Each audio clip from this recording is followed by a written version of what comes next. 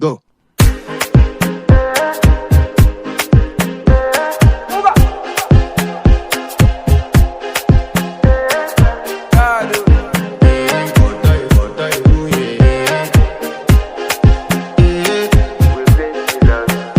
I want to flex my love, I want to impress, and I want to carry my love away to a place she loves.